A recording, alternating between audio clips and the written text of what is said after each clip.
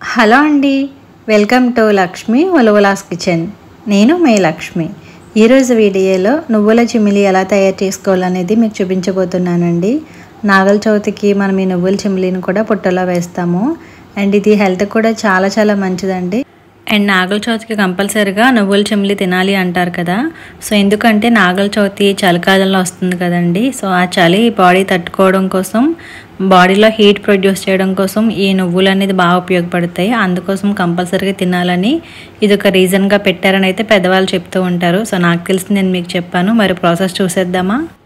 ఇప్పుడు stove on చేసుకుని మందపాటి ప్యాన్ పెట్టుకోవాలండి. ఇందులోకి నువ్వులు యాడ్ చేసుకోవాలి. నేను చూపిస్తున్న కప్తో 1 కప్పు నువ్వులు తీసుకున్నాను. ఇవి వచ్చేసి సుమారుగా 1/2 కిలో నువ్వులు అయితే ఉంటాయి.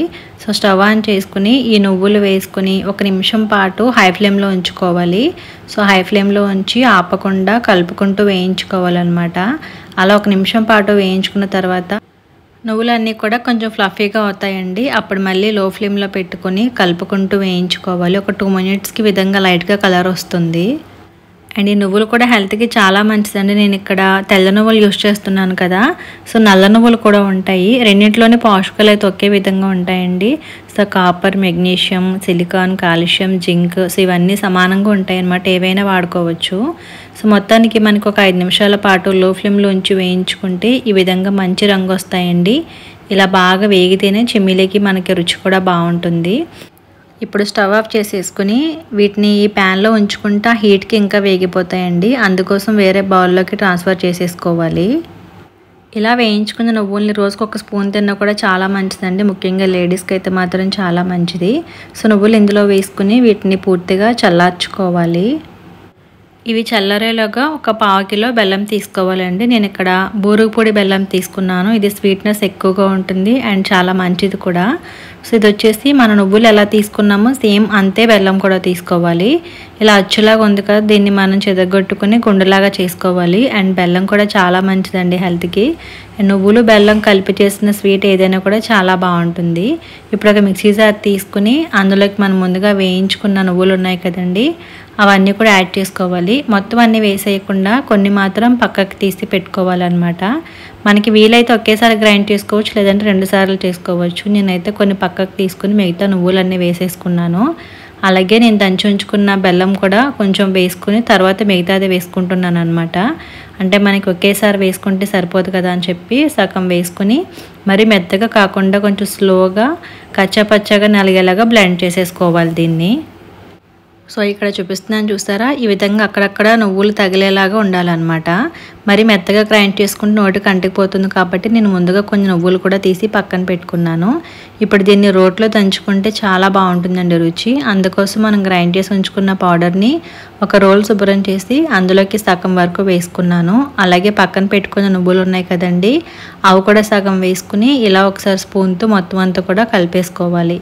ఇలా కలిసిన తర్వాత దీన్ని బాగా దంచుకోవాలన్నమాట. బెల్లం కొంచెం పొడిగా ఉంది కాబట్టి మనం ఎక్కువసేపు దంచుకుంటే ఆ నువ్వుల్లో ఉండే ఆయిల్ అంతా కూడా బయటకు వస్తూ ఉంటుంది. దానివల్ల ముద్దగా అవుతుంది. సో మనం ఇంకా అవ్వట్లేదు అనుకుంటే 1 టేబుల్ స్పూన్ వరకు వాటర్ వేసుకుని స్పూన్తో అంతా కూడా బాగా మిక్స్ చేసేసుకోవాలి.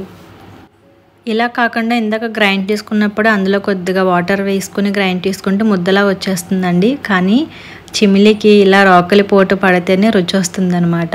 ఈ చిమిలిని ఎంత గట్టిగా దంచితే ఆ నువ్వులన్నీ కూడా బాగా నలిగి అందులో ఉండే ఆయిల్ బయటకు వస్తుందండి. దానివల్ల ఈ చిమిలికి జిగుమానం వస్తుంది అండ్ టేస్ట్ కూడా చాలా బాగుంటుంది. మనం దంచే కొద్దీ అది ముద్దగా తయారవుతుంది అనమాట.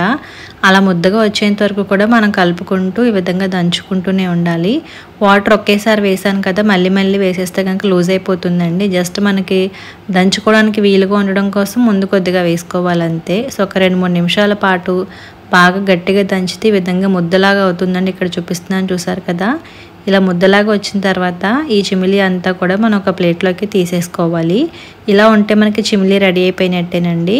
ఇలా తీసేసుకున్న తర్వాత మిగతాది ఉంది కదా మనం గ్రైండ్ చేసి ఉంచుకున్న పౌడరు, సో అదంతా కూడా మళ్ళీ రోట్లోకి యాడ్ చేసేసుకోవాలి.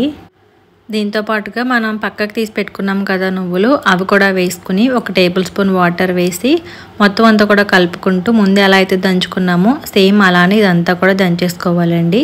సో మనకి నువ్వుల చిమిడి రెడీ అయిపోయిందండి. చాలా చాలా బాగుంటుంది. ఇది నాగల చవితికే కాకుండా నెలకు ఒక్కసారి చేసుకుని ప్రతిరోజు తింటే పిల్లలకి అలాగే పెద్దలకి కూడా చాలా మంచిది. ఇది కాకుండా నాగల చవితికి పుట్టలో వేయడానికి పచ్చి నువ్వులతో చేస్తారండి. అది ఇదివరకు వీడియోలో చూపించాను, ఎండ్ కాస్ట్లో ఇస్తాను, ఒకసారి చెక్ చేయండి. సో మరి ఈ నువ్వుల చిమిలి ఎలా చేయాలో చూస్తారు కాబట్టి ఇది కూడా ఒకసారి మీరు ట్రై చేసి మీకు ఎలా వచ్చిందనేది కామెంట్ చేయడం అయితే అసలు మర్చిపోకండి. అలాగే వీడియో నచ్చితే లైక్ చేసి యూజ్ అవుతుంది అనిపిస్తే మీ ఫ్రెండ్స్కి కూడా షేర్ చేయండి.